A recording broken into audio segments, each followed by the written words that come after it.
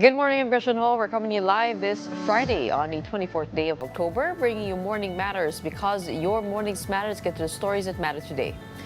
President Rodrigo Duterte challenged the International Criminal Court, arguing it had no authority over his case. But the ICC rejected this. The reason: the investigation began in February 2018 before the Philippines' withdrawal took effect in March 2019.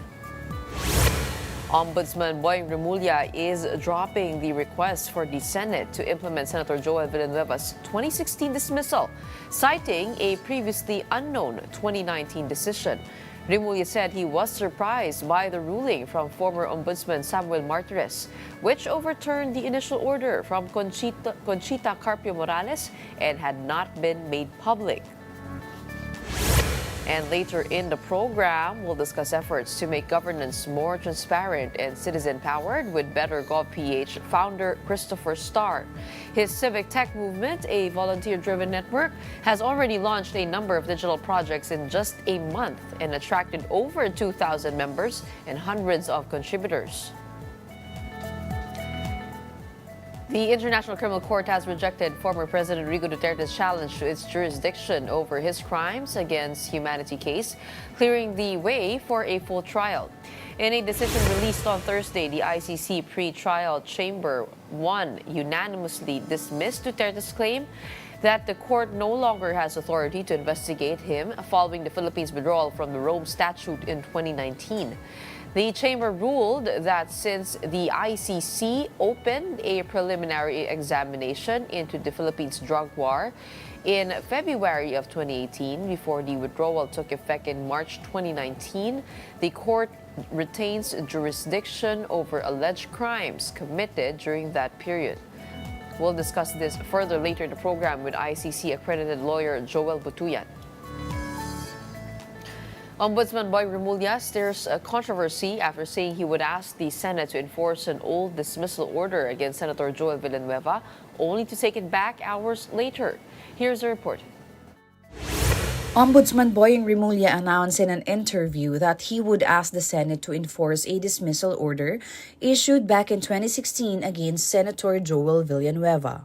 That order came from former Ombudsman Conchita Carpio Morales, who had sought Villanueva's dismissal over the alleged misuse of 10 million pesos in pork barrel funds in 2008. However, the Senate did not enforce the Ombudsman's directive, after its legal counsel ruled that the Ombudsman has no power to remove members of Congress. Remulla said he himself would deliver the request to Senate President Tito Soto for implementation. But Soto declined to comment, saying he would wait for the official communication from the Ombudsman. Senator Villanueva, on the other hand, quickly hit back, calling the move harassment. He even presented documents to prove his case. In a document he released, former Ombudsman Samuel Martires was shown to have already junked the malversation of public funds case against him in 2019, citing lack of probable cause. Villanueva also posted copies of his clearances from both the Ombudsman and the Sandigan Bayan, certifying that he has no pending cases. After a few hours, Ombudsman Remulla took back his earlier statement. He clarified that he would no longer seek Villanueva's dismissal, admitting he was surprised to learn that Martires had already reversed Morales' earlier decision. So it's a surprise, secret decision that came out. Nobody was raising that issue before. Joel Villanueva kept quiet through all the years. Ombudsman Martires never spoke about it. Di ba? Parang secret decision siya. Alam niyo ba yon? Did you know about it? Nobody knows about it. Remulla clarified that it was not harassment against Villanueva. It's not harassment. It's something that everybody thinks to be still valid. That can turn out to be not valid anymore due to a secret decision. Dapat kasi, hindi naman na-publish yan, hindi yan nilabas. Nobody knew about it. Former Integrated Bar of the Philippines President Attorney Domingo Cayosa said whoever reversed Morales' decision should be made to explain. It's right for the Ombudsman, the present one, to revive it kasi hindi naman nagre-prescribe yan. And to hold people accountable, they have to explain bakit hindi nila ito naksyonan. Whoever reversed then Ombudsman Conchita Carpio Morales should also be held accountable and explain. Senate should also explain bakit inupuan nila yung rekomendasyon nila. Former Senator Dick Gordon strongly criticized former Ombudsman Samuel Martires for allegedly hiding his decision to dismiss cases against Senator Joel Villanueva over the controversial PDAF. Gordon said the move undermines transparency and accountability, eroding public trust in the justice system. He pointed out that Villanueva's 2019 clearance only surfaced days before Ombudsman Boying Remulla assumed office in September of 2025, suggesting the timing was deliberate. Former IBP President Attorney Domingo Cayosa added that Martires should have explained why he granted Villanueva's motion for reconsideration of his 2016 dismissal. He also noted that Ombudsman Boying Remulla has the authority to overturn Martires' decision if necessary. Nasa dilimang tao, hindi na alam, bigla na lang tayo nabulaga. Yes. Ito nga si Boying Remulla, lumalabas na yan, parang nagpabaya siya. Hindi siya nagpabaya. Tinago eh. Paano mo malalaman kung tinago? Correct. Lumabas na lang ngayon. Dahil nalaman na nila na nung uupo na si Boying on September 2025, uupo si Boying, lumabas ng October 7, and appoint si Boying. September 10, biglang lumabas yung clearance si Villanueva. Halatang halata. Halatang halata. So, dapat maintindihan ng tao yan. Na talagang may impunity na yan, na tinatago na mismo. Bakit tatago? Dapat sabihin ninyo, bakit yung dinismiss? Well, kahit may secret or not so secret reconsideration ng dating ombudsman, I think it still needs to be looked into because it is also a very blatant disregard of due process and accountability of public officials. The new ombudsman can look at that kung kumpleto naman, walang irregularity, pasensya siya. Kung meron, edi pwede niyang i-cite yan and then proceed again. Local government officials in Bulacan have asked the Independent Commission for Infrastructure to conduct an investigation into alleged ghost flood control projects in Paumbong Town. Mobile Journal Arles de los Santos with a report. The Independent Commission for Infrastructure is promising more transparency, saying it plans to open its hearings to the public so Filipinos can see where the investigation on questionable government projects is headed. But that move will take a little more time. No hearings are scheduled next week as one of its members, former DPWH Secretary Babe Singson, will be unavailable. The fact-finding body is also ironing out the rules for the live streaming, from which platform will host it, to whether previous hearings can be released, and other key details is still under review.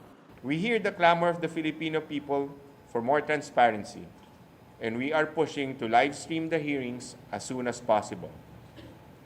However, before we do so, the ICI would need to study and draft the rules of procedure and parameters to allow for live streaming, taking into consideration sensitive information and the constitutional rights of invited resource persons. Meanwhile, the ICI clarified the statement made by its chairman, former Supreme Court Justice Andres Reyes Jr., during a Senate hearing, referring to an alleged 1% kickback tied to the burned-down DPWH facility in Quezon City. This was based on the report submitted to us by Bryce Hernandez. It is of note that this information is only alleged. This matter will still need to be verified by the Commission. Also before the commission, a representative from the local government of Bulacan presented evidence on alleged ghost and substandard projects in their town. Attorney Izay Nunag, secretary to the Municipal Council of Paumbong, personally turned over records detailing 11 flood control projects worth around 700 million pesos. She said the projects were among those flagged on the Sumbong sa Pangulo website. According to the council's findings, some of these projects were marked as completed even though they were either substandard or entirely non-existent. Nunag also said that the supposed projects had no coordination with the local government unit, a claim supported by reports from the barangays where the projects were supposedly built. Wala po talagang project or flood control project na nandun po. Yes, hindi ko magamit yung term. Nasa 700 million po. May mga barangay reports pong attached. Base po doon ay wala pong coordination. Nunag has refused to name the contractors allegedly linked to the questionable projects, but noted that their findings were also supported by the on-site inspections and reports from the local government. The municipality of Paumbong falls under the jurisdiction of the DPWH Bulacan 1st District Engineering Office, where dismissed District Engineer Henry Alcantara and Assistant District Engineer Bryce Hernandez were allegedly involved in anomalous infrastructure deals. They sought the ICI's help to determine the real status of the projects and to finally address their town's long-standing flooding problems. Kapatid Arles de los Santos, we are One News. 3 more House lawmakers have been linked to the flood control mess as the DPWH files new graft complaints. Here's the report. The Department of Public Works and Highways has filed graft and malversation complaints with the Office of the Ombudsman against officials and contractors linked to questionable flood control projects in La Union and Davao Occidental. 12 officials from DPWH La Union's 2nd District Engineering Office, along with representatives of Silver Wolves Construction Corporation, are accused of mishandling a 180 million peso flood control project. The project is reportedly substandard, fully paid, but incomplete. Benguet Congressman Eric Yap, allegedly the beneficial owner of Silver Wolves and a former chair of the House Appropriations Committee, is now a person of interest. Ombudsman Boying Remulla said suspicions remain that Yap still controls the company. The Ombudsman plans to request the Anti-Money Laundering Council to freeze his assets. He divested from it a few years ago, supposedly, but there is reason to suspect that he's still the beneficial owner of the company. So there's a clear case of conflict of interest. Meanwhile, in Davao Occidental, 8 DPWH officials and St. Timothy Construction Corporation, owned by the Discayas, faced complaints over a 96.5 million peso ghost flood control project. According to the DPWH, the project was awarded in 2022, but construction started only in August 2025. The construction that was started there was started only last August of this year. So already 3 years since the supposed completion and full payment of the project. So it is clearly a ghost project. Remulla confirmed that the complaints have moved to preliminary evaluation. Involved parties must file counter affidavits and additional evidence may still be submitted. Ano to, verified petition na to? Na-vet na lahat ng documents. There's already a presumption that all of these things have undergone complete scrutiny. 2 incumbent congressmen are also implicated, allegedly receiving at least 70 million from the Discayas. ACT-CIS Party List Representative Edvic Yap and Bulacan 6th District Representative Salvador Pleito. Meron na kami nakuha transmittal ng pera from the AMLAC papunta kay Edvic Yap. So nakita namin may pattern talaga na meron talaga silang kinalaman sa mga kontrata kasi yung transmittal ng pera galing sa Diskaya. Yung nakita namin. Kasama sila sa pagkilos ng kontrata. Sila'y nakikialam at nakikiisa sa pagkilos ng kontrata. Bakit magbibigay ang kontratista ng 70 million papunta sa isang tao kung hindi dahil sa kontrata? For News 5, Gerard de la Peña, we are One News. And coming right up, what's the impact of the ICC's decision on former President Rodrigo Duterte? Attorney Joel Butuyan joins us to break down this development. When Morning Matters returns, keep it here.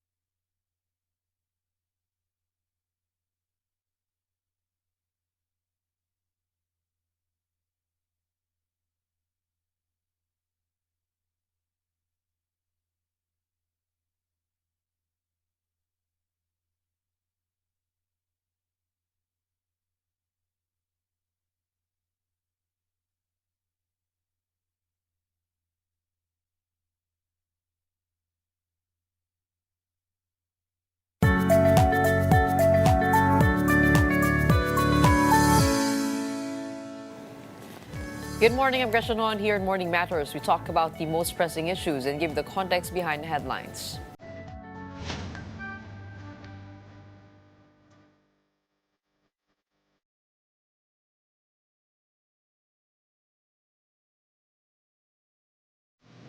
As we know, the International Criminal Court has rejected former President Rodrigo Duterte's challenge questioning its authority over his case. The ICC ruled it retains jurisdiction to prosecute Duterte for alleged crimes against humanity, saying its 2018 preliminary examination made before the Philippines' withdrawal was enough to preserve that power. This means Duterte could still face trial in The Hague, pending a review of his fitness to stand trial. Let's get some insights following that development. We have Attorney Joel Butuyan, ICC accredited lawyer and president of Center Law, now joining us. Good morning. Welcome back to Morning Matters. Good morning, Gretchen, and thanks for having me again. Attorney Butuyan, the ICC pretrial chamber has reaffirmed its jurisdiction over this case. Is this the final decision regarding the issue of jurisdiction? What does this mean for the prosecution and for the victims? It is such a welcome news for the victims of the drug war, Gretchen, that they woke up to find out that the ICC has ruled on the issue of jurisdiction, and they have ruled in favor of the continuing jurisdiction of the ICC over the case of President Duterte. And it was a unanimous decision by the three judges. And the three judges actually examined each word, even the context and the purpose of the Rome Statute, which is the constitution of the ICC. And in all points, they actually affirmed that the ICC has continuing jurisdiction over the former president. It did note, though, that the preliminary examination began before the withdrawal of the Philippines in 2019, which was in 2018. Do you recall what triggered that preliminary examination? Meron po bang nag-file noong 2018? Marami yung nag-file noong 2018, Gretchen, no? But even outside the filings, because these are actually information provided by civil society and certain individuals, the ICC prosecutor herself at the time, Ms. Fatou Bensouda, was already examining news articles that were coming out of the Philippines, because everything that was going on in the Philippines starting in 2016 were publicized, nationally and internationally, and they were actually started gathering all this information, and they were examining already, So they had formally preliminary examined the events in the Philippines, even outside of the filings of certain organizations and individuals.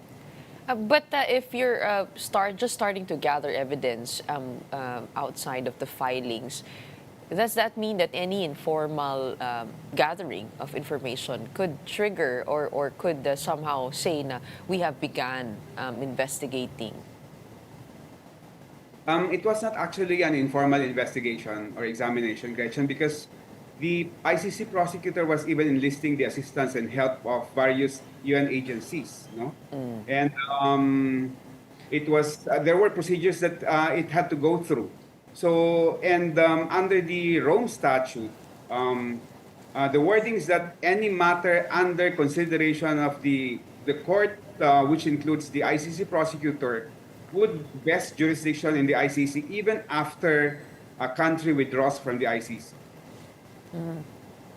And how, apart from that yung preliminary investigation or preliminary examination in 2018, how else did the ICC justify their reaffirmation of their jurisdiction on this case? There were actually at least three grounds that were cited by the pretrial chamber, Gretchen. First one is the one that we just discussed, which is that the preliminary examination happened before the Philippine withdrawal. The second reason is that the Philippines itself actually recognized the continuing jurisdiction of the ICC even after its withdrawal, as demonstrated by the fact that the Philippines itself requested for a postponement of the ongoing ICC investigation. And then second, by surrendering Mr. Duterte to the ICC pursuant to an ICC warrant of arrest. No? So these incidents prove that the Philippines itself recognized the continuing jurisdiction of the ICC even after its withdrawal. No? And the third reason is that the ICC pretrial chamber cited the very purpose of the setting up of the ICC, which is to address and prosecute the most heinous, the most serious crimes committed against humanity. And this cannot be avoided or evaded by any country which is a member by purposely withdrawing from the ICC to escape liability. And the pre-trial chamber said that that was practically what the Philippines did, no, under Mr. Duterte. It will do its membership in the ICC with a specific purpose and clear intent to avoid prosecution for crimes committed during the time that the Philippines was a member of the ICC.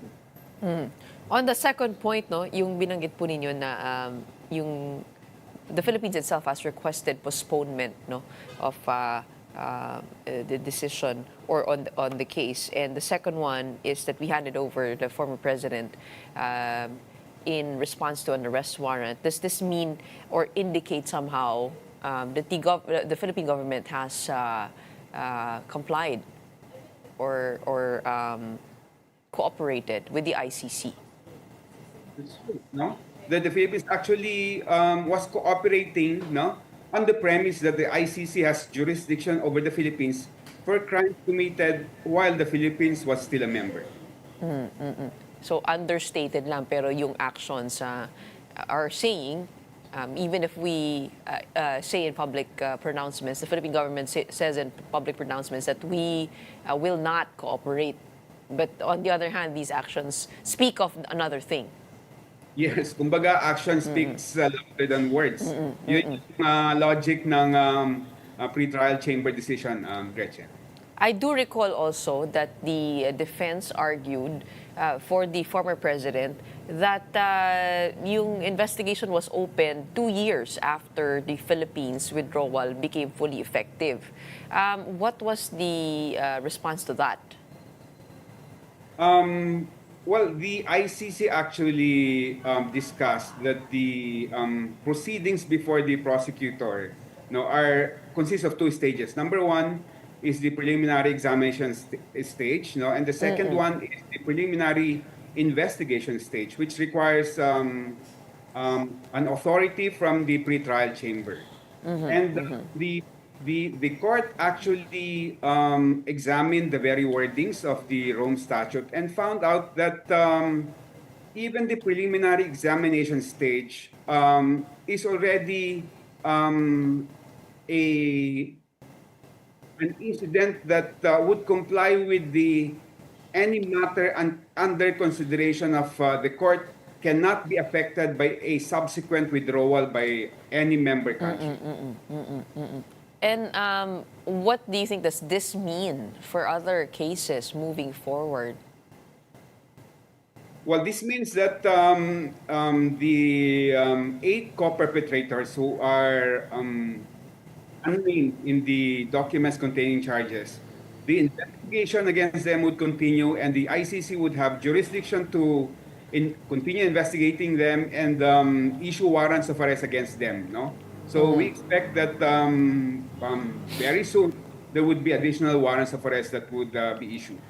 How about for other countries who are still members of the ICC? Parang kung meron ng incidents of possible incidents of crimes against humanity, basta magkaroon ng examination, maaari na rin itong masaklaw ng kanilang jurisdiction. Tama yan, Gretchen, no?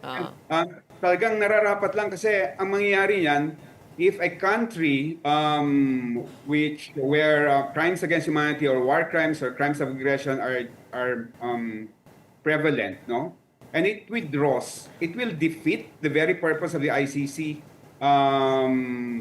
from having jurisdiction over these crimes, So talagang dapat lang talaga na ganun yung yung maging ruling, kasi otherwise magiging inutil yung ICC dahil magwi-withdraw lang yung country, wala nang jurisdiction yung Oo, ICC. bago sila imbestigahan, magiging Yes, oo. recourse na yon. Okay, this Yes, prevents oo. that. Add to that, no, the decision also states that the pre-trial chamber judges ruled that Article 127 of the Rome Statute must be read in a way that balances the right of a state to withdraw and the risk of a state using its right to withdraw to shield persons from the jurisdiction of the court. Kung matatandaan nung 2023, ito ay last minute pala na na argument nung Duterte camp dun nga sa Article 127 to state nga that the Article 127 should not be interpreted to extend the office of the prosecutor's power to request an investigation even after a state had withdrawn. So mukhang, and the appeals chamber had a narrow vote on that, no? So, so finally we have a decision on that. But when it comes now to the case of the former president, 3 counts of murder, does this mean that the issue of jurisdiction is finally settled? Wala na po tayong makikitang hahain po regarding this issue? Pwede pa rin i-appeal ito sa appeals chamber, Gretchen. No? So we anticipate that the defense is going to appeal this decision. Although unanimous ito and talagang sobrang hinimay talaga, no, ng korte yung bawat anggulo ng aspeto ng jurisdiction. So I think it's going to be very difficult for the defense to argue against the logic and the reason that were cited by the pre-trial chamber. On another point, there was a decision also on the primary prosecutor, that is Karim Khan, over a possible conflict of interest. That was the argument of the Duterte camp, which effectively the ICC decided to disqualify him from this case. What does that mean? No? Does that weaken somehow the prosecution? And I guess I need to understand also how is his sexual misconduct case related to that conflict of interest brought forth by the Duterte camp? Mr. Karim Khan, the ICC prosecutor, is not actually part of the team that was constituted to do the investigation and the prosecution against Mr. Duterte and his co-perpetrators. No? There is a team headed by a deputy prosecutor, Mr. Mamin Yang, no? And there are senior and junior prosecutors who constitute the team. No? So si Mr. Khan has not been involved in this team. So talagang even with his disqualification, there's nothing to worry about because there's really a team devoted to it, no? To the case, no? As I said in other interviews, kumbaga pwede nating ihalin tulad yung position ni Mr. Khan to being the DOJ secretary, no? Then meron siyang mga prosecutors who really handle the actual investigation. Hindi naman si DOJ secretary yung nag-investigate, no? So kahit na halimbawa mawala, masuspend yung DOJ secretary natin, continuing pa rin yung trabaho na ginagawa ng team, yung team of prosecutors devoted to the particular case. Pero bakit po kaya conflict of interest yung argument ng Duterte camp? Kasi noong 2018, nung hindi pa prosecutor si Mr. Karim Khan, sumama siya sa grupo ng lawyers and representing, I think, some of the victims, no? And they were appealing to the ICC prosecutor then to apply for authority to formally conduct preliminary investigation, no? So yun yung premise ng sinasabi ng defense na meron na siyang conflict, meron na siyang bias, no? And nilito naman ng pre-trial chamber na it found no actual bias, no? That was committed by Mr. Khan. Pero in order to avoid the appearance of bias, no, dinisqualify siya, no? Para appearance of bias. So yung appearance of bias lang ang gustong tanggalin ng pretrial chamber. So talagang walang epekto sa ongoing investigation and walang epekto sa nangyari ng investigation, Gretchen. And how about the sexual misconduct allegations? How did that play a factor into this disqualification? That actually is personal to Mr. Khan, no? And as I said, it affects his position as the chief prosecutor. And it has nothing to do with the Philippine case because hindi nga siya involved sa investigation over the Philippines. So talagang there's no effect at all. I guess the defense only argued based on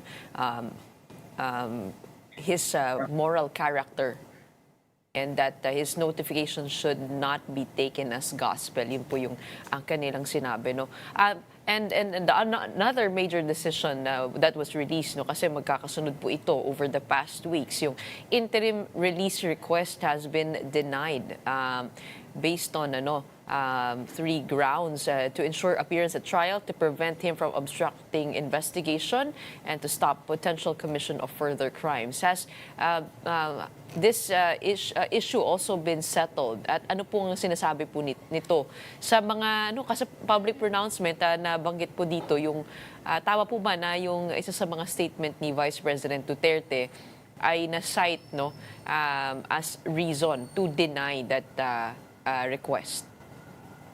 Tama yan, Gretchen. No? Talagang kinonsider ng pretrial chamber yung lahat ng statements ng kanyang mga kamag-anak, ng mga anak niya, no? After they visited the former president. And sinasabi nila na he's well, na he's able to comment on even their love life and on events happening in the Philippines, on the past and present and future of the Philippines. So talagang kinonsider as strong evidence lahat ng mga to, no? To say na talagang okay naman si former president. No? In fact, in addition to these statements, Gretchen, kinonsider din yung final medical records that were submitted by the defense. No? Apparently, these are findings of doctors who agree with the defense assessment na kailangan mabigyan ng interim release because of his medical condition. Pero sinabi ng ICC na even after going thoroughly on these medical findings, they are not convinced that Mr. Duterte is entitled to interim release, no? Kaya ang sinasabi ko rin in some of the interviews na these medical findings, I assume, are the same medical findings that the defense submitted in support of its prayer for the dismissal of the case on grounds of the mental unfitness of Mr. Duterte. No? So, I'm very hopeful na kung sinabi na ng ICC chamber na hindi sufficient itong medical findings submitted by the defense to support interim release, I would suppose na sasabihin din na it's not sufficient to say that Mr. Duterte is medically unfit. No? We know that there's still a panel of experts appointed by the judges, pero in the normal course of things, Gretchen, yung ebidensya na present ng defense would be the strongest evidence, no, to support the prayers of the motion or the submissions of the defense, no? Dahil yung ebidensyang yan ay talagang may these are cherry picked, no? In support of the defense position, no? Kung yung ebidensya ng defense itself hindi na sufficiente, di mas lalo na yung ebidensya that's going to be presented by the panel of independent experts, no? Dahil talagang mas malakas you would expect yung ebidensya ipipresent ng defense kumpara dun sa may findings ng panel of very specific and down to the detail. We'll wait for the updates from the three doctors assigned to that, forensic psychiatrist and neuropsychologist, tama po ba, geriatric and behavioral neurologist. Are you happy with the choice of doctors to assess the former president's health? Well, the identities and their qualifications are actually redacted. They're made confidential. But I have no reason to doubt that the ICC pretrial chamber chose the most competent medical experts who will advise the judges on the actual medical condition of Mr. Duterte. And finally, ano po inaantay po natin, no? At aasahan po natin before the year ends? Actually, Gretchen, isa na lang yung pre-trial issue na nakabinbin, no, which is the mental fitness of Mr. Duterte. Once this is resolved, matutuloy na yung confirmation of charges. No? And sa timeline ng ICC, yung panel of experts are supposed to submit their findings by October 31. That's practically 1 week from now. After that, by November 10, magkokomento yung prosecution and yung public counsel for victims. And then after November 10, magde-decide na yung pre-trial chamber on the mental fitness of Mr. Duterte. And kapag nag-decide sila na mentally fit siya, i-schedule nila yan for confirmation charges. I would expect early next year. No? All right. Okay, maraming salamat sa iyo. Thank you for helping us understand the latest decision of the ICC on jurisdiction, reaffirming that jurisdiction over this case. We have Attorney Joel Butuyan, ICC accredited lawyer and president of Center Law. Maraming salamat. Thank you, Gretchen. Up next, in a push for transparency, House Speaker Boji D revived the House Sal and Review panel to make members' wealth declarations accessible to the public. All that and more when we return after a quick break.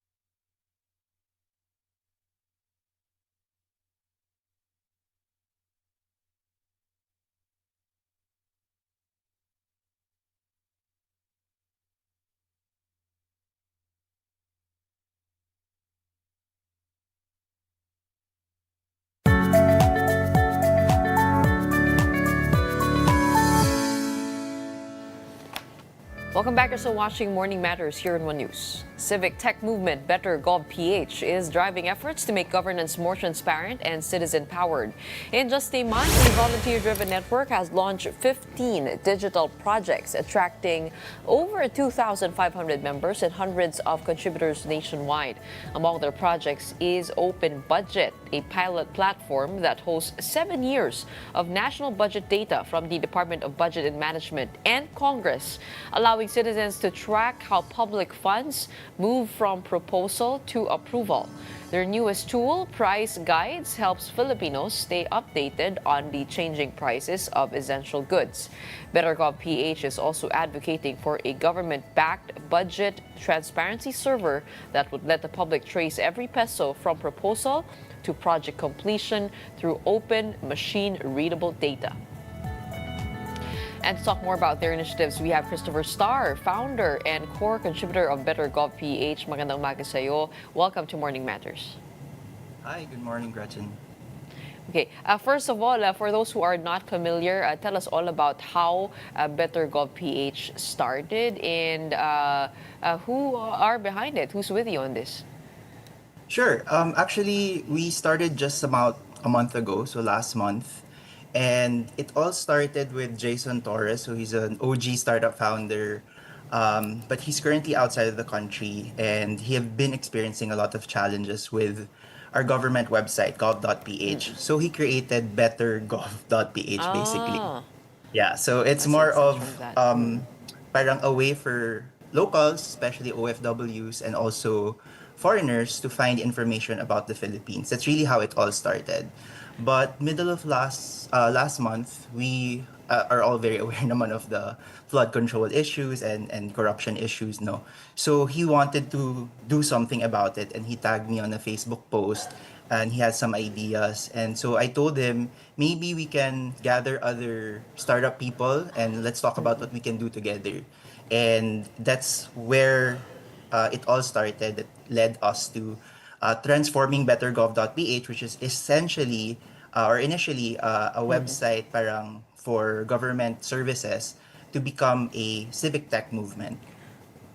And what did Jason have a difficult time with gov.ph? Yeah, actually, I didn't know this as well until last month because I was not in the country. No, I was in Malaysia. And I didn't know that there are certain websites of the government actually doesn't work when you're outside. And so it's blocked essentially. So you can't access information. Apparently, it's not naman it's a common practice within government websites, even other countries, no.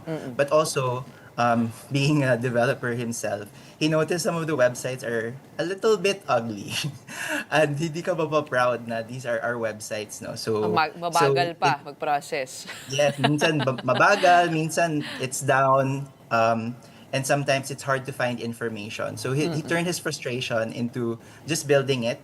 And I think Jason really has been such a inspiration for a lot of people, and that's why also we started gathering a lot of builders, from developers, lawyers, marketers to contribute to BetterGov. So I'm taking a look at your website now, no? Parang government services yung nandito. Ibig sabihin, like there's a section for paying taxes, a section for health, knowing the financial assistance and health programs of the government. Meron din dito for employment, education, passport and travel. I mean, ito ba ay ano? This just links to the official government sites. How does this function? Yeah, so when BetterGov was first made by Jason, it was really a side project for him, and he wanted it to be updated. So it's a one-man team in the beginning, and he's really manually updating it himself. So he gathers information from different websites of the government and then basically uploads it on bettergov.ph. The difference lang talaga is that it's better presented, it's more accessible, and we guarantee that it's always online. But if you also check, there are now more links, and we're still developing the website so that others can discover all the other projects that are built naman by the volunteers themselves. Pero kung wari, dito meron din application, no? Apply for BIR tax clearance certificate. So ito po talagang leading to the official website. So Yes, it would still lead to the official website. We don't gather information. We don't process your permits on our website. It will still be led to the government websites or institutions. So more of a medyo parang it's a central server where you can find everything that you need as a Filipino. Yes, it's a portal. Yes. This is just one of 15. Am I correct? What are the other digital projects that you've launched? Yeah, there's actually quite a lot. So siguro I'll focus on some of my favorites. One is hotlines.bettergov.ph. It was actually made by a student. So what it does is you can save it as a web app on your phone. And even if you're not connected to the internet, it works. Plus, it detects where you are. So for example, you're in Cebu, you're in Manila, you're in Antipolo. It would detect that and it would show you phone numbers or hotlines of the police, the fire station that's near you. So that's one of the projects that we've launched. Another one, I know it's been a big discussion this week, is SALN. So we've created saln.bettergov.ph. Currently, it's only the president, vice president, and the senators' SALN that are uploaded there. But the goal is eventually to be able to upload as many politicians, SALN. So right now, diba, we all talk about we want our government officials to share their SALN, but the question is, where do you access it? Where can you find all of it in one place? So saln.bettergov.ph, that's our attempt to do that. Another one that's kind of fun, which I think is also a reflection of Filipino culture, and the kind of I say the flavor of our civic tech movement is may humor talaga yung mga builders natin. So meron din kaming very simple landing page called May Nakulong Na Ba? .bettergov.ph. Wala pa. And it says, Wala pa, so kailan? So it's a very simple website, but it pokes fun to the current situation. But at the same time, it's very reflective of Filipino culture, which is, despite all of these happening right now, we still know how to have fun and show our natural, parang our natural love to have like enjoying things pa rin. So a lot of the things that we've built actually are reflective of that. Another one is GovChain. So I know a lot of topics around putting the budget on the blockchain. So to show that it's actually very easy and anyone can build it, and we can collaborate to work on it.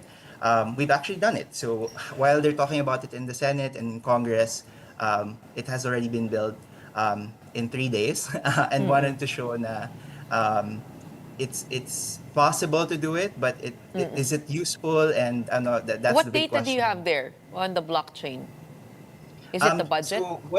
Yes, the budget basically. So what we understand that they plan to do is to put certain documents like GAA on the chain, and so we did that. And so the question now is, so may nangyari ba? may nagbago ba? So now that they're discussing it, we wanted to show kasi and educate people also that actually the whole budget cycle is consists of multiple steps.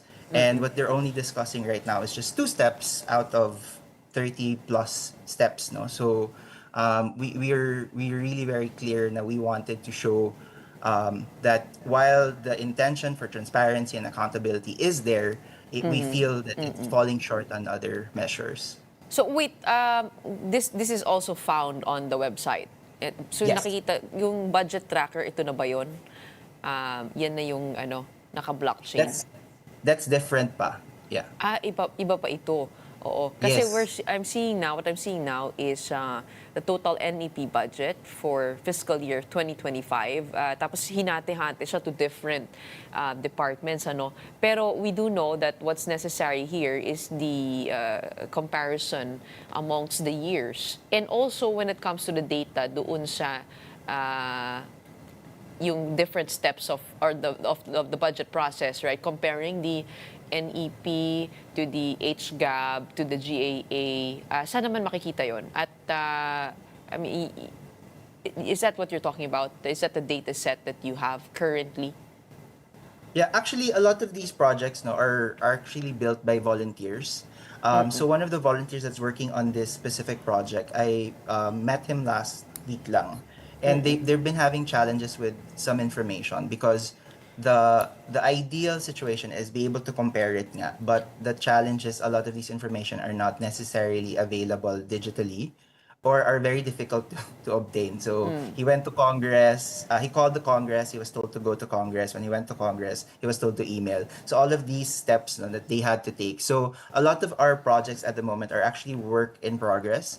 And the way we capture information is either if that's an existing data point that we can capture from the internet, and we do that. If we can request it from the government agency, or sometimes we work with other organizations. But just want to also explain, BetterGov is a very decentralized organization. So I'm actually not involved in all of the projects. None of us are. So it's not your traditional parang everyone asks us permission what to build and we tell them what to do.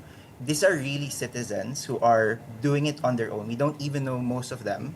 And they just build things either on their own or together with others. Some people naman have ideas that they want built, and then some others would just pick it up and build these ideas into projects. But when it comes to the website, may nagmo-moderate nito?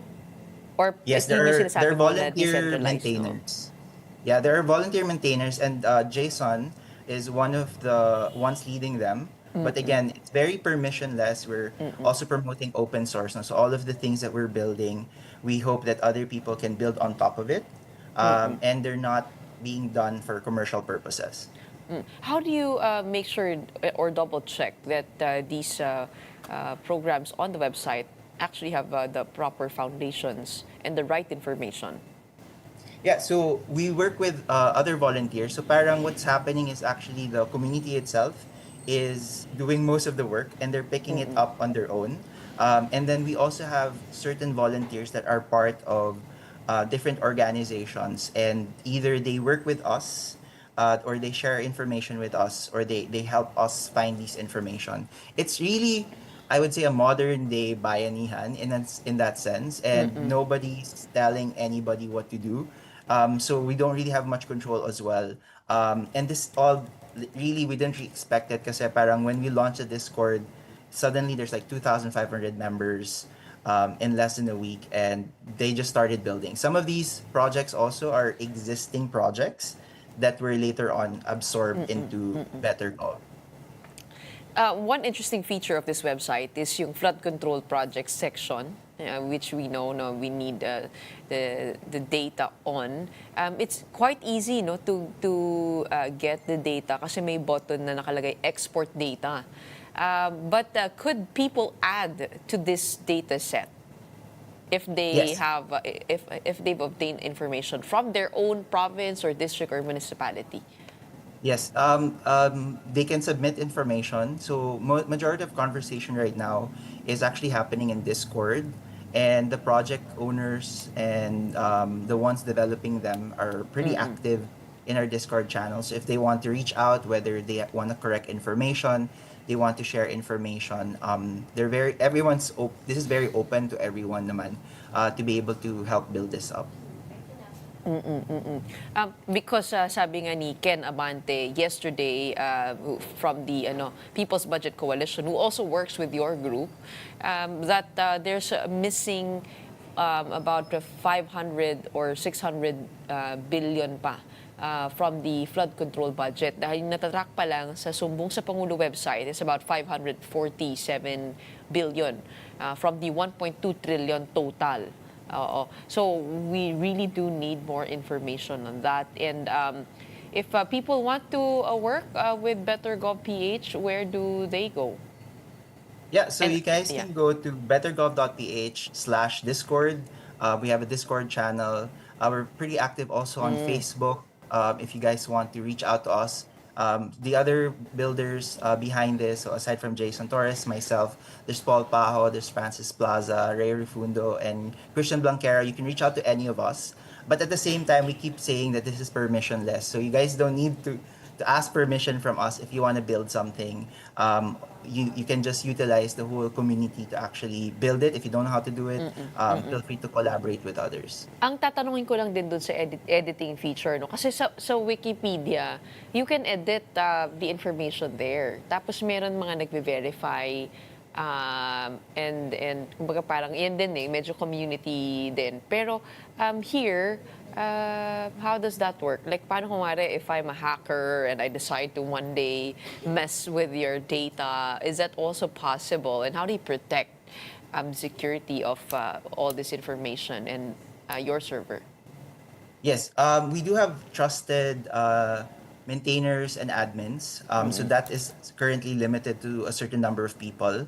I'm not a developer myself, so I cannot explain the technicalities of everything. No? But basically, kasi, there's a way to just request for these features that they want to upload into our server. And so we need to still approve it. So there is a way for us to control.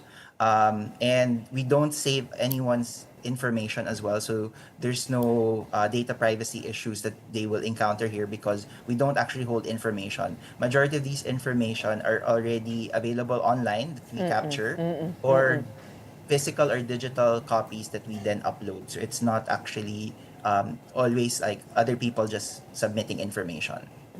And what's next for Better Gov PH? What's your vision, personal vision for this website? Sure. So bettergov.ph, currently we're doing a Hacktoberfest. So basically the whole month we're pushing people to continuously build. Next month, we're very lucky to be invited by the Philippine Startup Week to have a segment called Tech for Better Government, where we plan to feature these projects and hopefully the builders themselves to be able to inspire others and also to talk about these projects in detail, to call for volunteers, and also we'll be inviting a lot of stakeholders, innovation champions to discuss further how we can build this because we're definitely in need of a lot of volunteers and partner organizations. That's correct. Congratulations, though, on such a comprehensive website. I'm excited for this. You're going to need data miners, data analysts, and of course, the tech people behind this platform itself. And we hope this goes a long way in providing information for transparency and accountability. In the meantime, maraming salamat for joining us and telling us more about your movement, Better Gov PH. We have Christopher Starr, founder and core contributor. In other news, House Speaker Boji D has made his SALN public, revealing not just millions in assets, but also relatives holding government posts. The House Speaker has also revived the House SALN review panel to ensure members' wealth declarations are transparent and accessible to the public. Marian Enriquez with the story.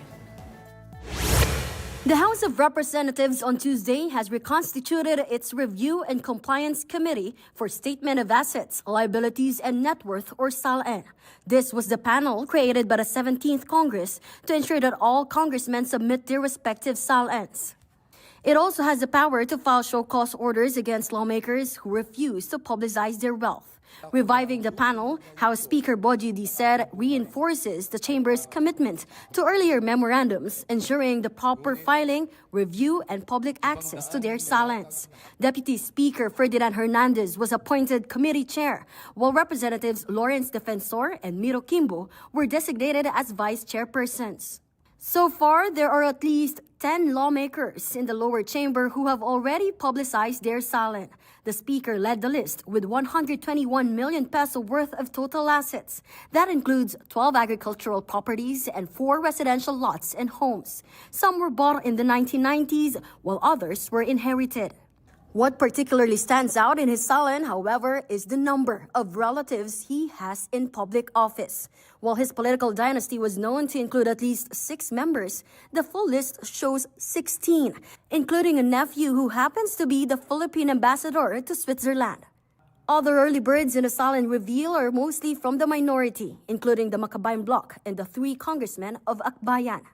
Kamanggagawa Party List Representative Eli San Fernando encouraged his colleagues to also publicize their SALNs. For him, every Filipino has the right to know how elected officials got their wealth, as every centavo of their salary comes from the hard work of every citizen. His suggestion, post the SALNs in the House's website or Facebook page instead of the usual complex process. Hayaan natin na usisain yung buhay natin ng mga tao. When we entered public service, nag-decide din tayo na yung private life natin ay sinasakripisyo na natin at ibinubukas natin yung buhay natin sa mapang-usisang mata ng mga tao. Gawin natin kahiyahiya yung korupsyon. Gawin natin kahiyahiya yung extravagant and lavish lifestyle. Kung tingin naman natin walang dapat ikahiya, edi public natin. For News 5, I'm Marian Enriquez. We are One News. And that wraps up today's episode of Morning Matters. We hope we've given you the right start to your morning. Let's go ahead and make the day matter. My name is Gretchen Ho. Kapatid, we are One News, all sides, all the time.